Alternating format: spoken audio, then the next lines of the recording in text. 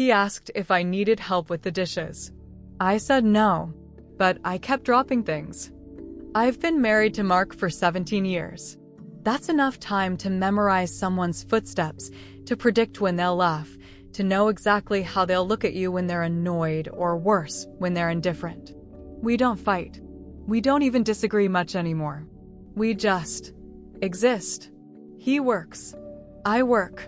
We share bills, chores, quiet dinners. The things married people are supposed to share, but not much more than that. He kisses me before bed.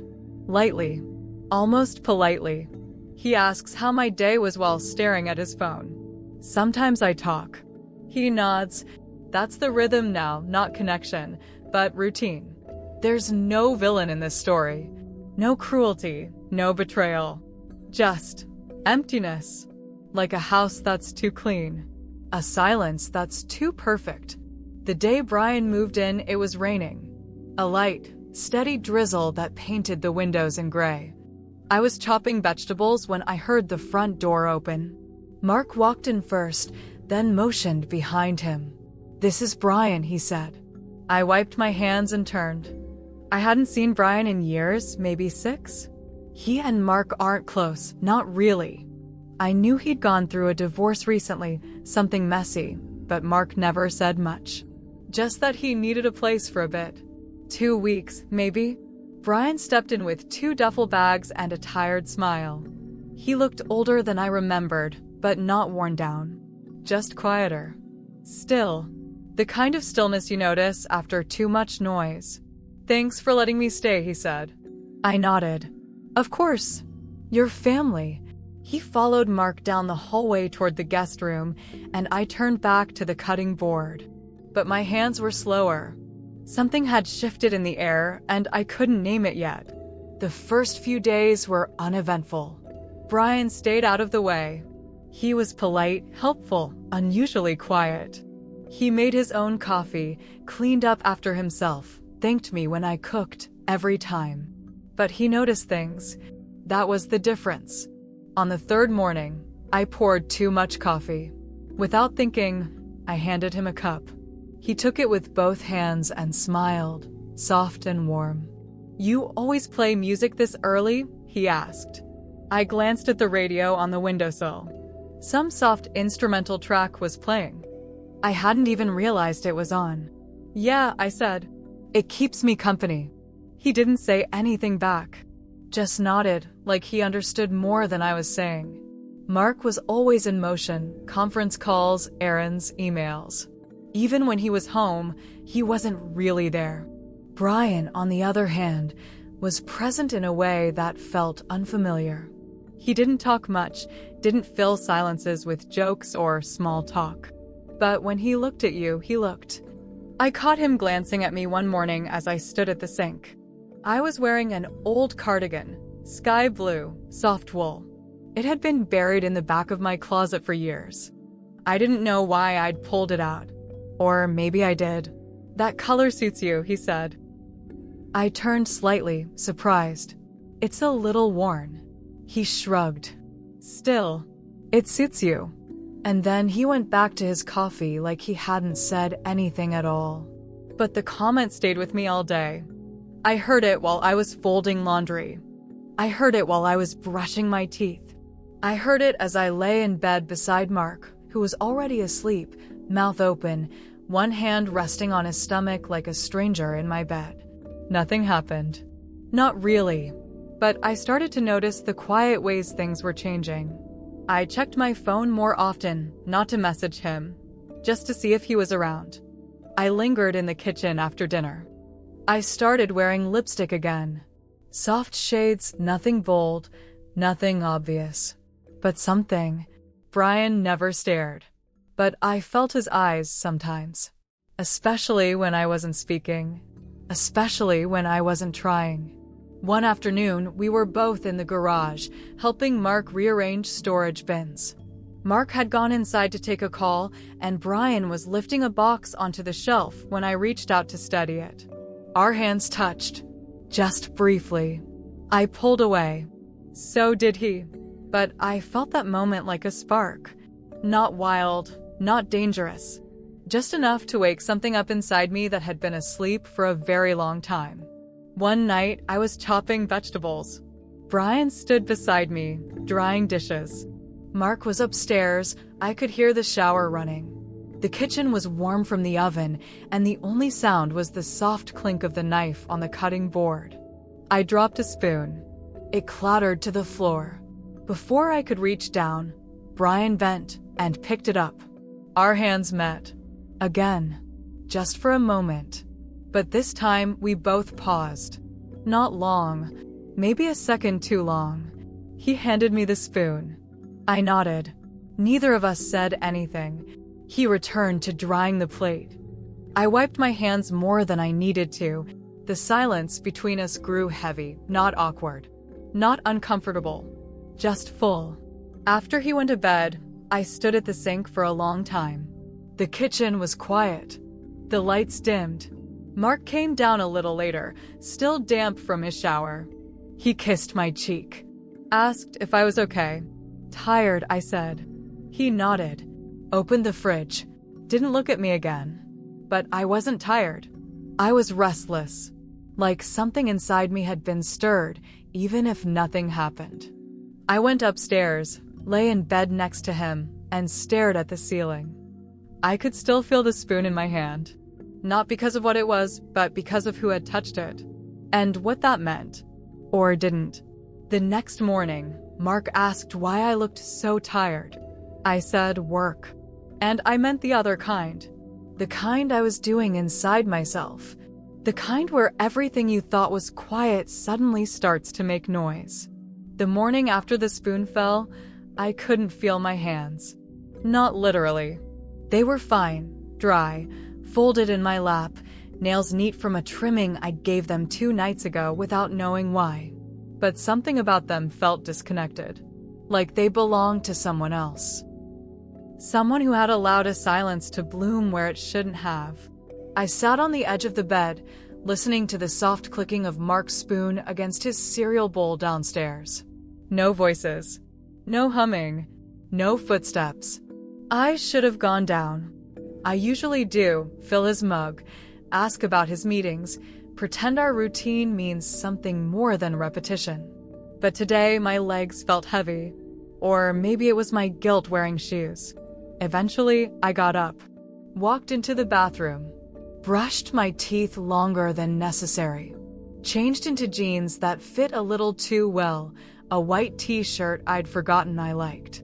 I told myself it was just clothes, just another day. But the moment I stepped into the kitchen, Brian looked up, and his eyes said no, it's not. He was seated at the kitchen table, coffee already halfway gone, hair tousled, shirt rumpled. He looked like sleep hadn't touched him, either. We didn't speak. Mark was at the counter, scrolling through emails, already dressed. He barely looked up as he asked, "You want eggs?" I shook my head. Just coffee. Brian pushed the pot toward me before I could reach it. I didn't thank him. I didn't need to. The gesture itself was a conversation we'd already started. I poured my cup, sat across from him, and tried not to breathe too deeply. The silence in the room had texture now, thick, stretched, alert. Mark didn't notice. Or maybe he did and pretended not to. He left 5 minutes later, briefcase in hand, car keys jingling like punctuation. The door shut, and it was just us. He didn't speak right away. Neither did I. Brian picked at the edge of a napkin. I stirred my coffee too long. I wasn't even sure what I was waiting for. A confession? A reversal? An apology? He looked up. "You okay?" he asked. I nodded once. "You don't look okay." "I'm fine," I said. "Tired." He gave me a look that made me feel like he'd seen inside me, like he already knew I was lying but decided to let me keep the lie for now. "I didn't mean for any of this," he said, almost under his breath. I blinked. Nothing happened. "I know," he said quietly, "and maybe that's why it feels so real." That line landed in my chest like a sharp inhale. It was true. The fact that nothing had happened, no kiss, no touch, no whispered promise, made the weight of what almost happened unbearable. Because it meant it had lived entirely in us. And that made it real. That afternoon, I went into the garden. I hadn't weeded in weeks, but now I needed my hands in the dirt, somewhere to put the energy crawling under my skin. Brian came outside an hour later. Shirt damp, carrying tools he didn't need. "You don't have to help," I said. "I know." He crouched beside me, pulled a weed, said nothing more. For 20 minutes, we worked in silence, our arms brushing occasionally, soil caked into our fingertips, the sun too warm for the season. Every time our hands got close, I felt it, not heat, exactly, but awareness. Not the kind that excited me, the kind that frightened me, because it was mutual. That night, I dreamt I was walking through the house, and all the walls were mirrors. And every time I passed one, I saw someone else in my reflection. Not a stranger, but not me either. Just someone I hadn't been in a very long time. And she looked sad. I woke up to find Mark's side of the bed empty. The clock said 6:12 a.m. When I came down, he was at the table, drinking coffee in the dark. "You're up early," I said. He didn't look at me. Just asked, "Are you happy?" The question caught in my throat. Where is this coming from? He turned to face me then. His face wasn't angry. It was calm, tired. "I noticed the way you've changed around him," he said. My mouth opened. Nothing came out. I didn't want to believe it, he continued. But it wasn't just once. He wasn't yelling. He wasn't raising his voice. He was just speaking like he'd already decided something. I sat across from him slowly. Nothing happened. "I know," he said. "But don't insult me by pretending it didn't almost." I exhaled sharply. My hands went to my lap again. They felt far away. Brian left 2 days later. No dramatic conversation. No confrontation. Just 2 duffel bags by the door and a quiet knock on my bedroom door. Mark was in the shower. The sound of water filled the hallway. Brian stood there, backpack slung over one shoulder. "I'm going," he said. I nodded. "I didn't mean to." "I know." He looked at me one last time. "You reminded me what it feels like to matter again." I didn't expect that. He waited a moment, like he was hoping I'd say something back. I didn't. I couldn't. Then he walked out the door, and the silence he left behind was the loudest thing I'd ever heard. Mark and I didn't talk much for the next week. There was no screaming, no tears, just avoidance. We moved around each other like furniture, gently, but without connection. He forgave me eventually. Or maybe he just didn't want to be the man who left over nothing. But we both knew something had shifted. Not through action, but in glances, in the quiet, in the spaces between us. I still love him, I think. But love changes shape when trust does cracks. Even small ones. Some nights I lie in bed beside him and wonder how long we'll go on like this. Not broken, but no longer whole. It's been 5 months. Brian hasn't called. I haven't asked about him. But sometimes, when the house is quiet and I'm doing something ordinary, peeling carrots, folding towels, watering the ferns, I feel that moment return. The sound of a spoon clattering. The hush between us in the laundry room had paused before he said, "Something changed between us."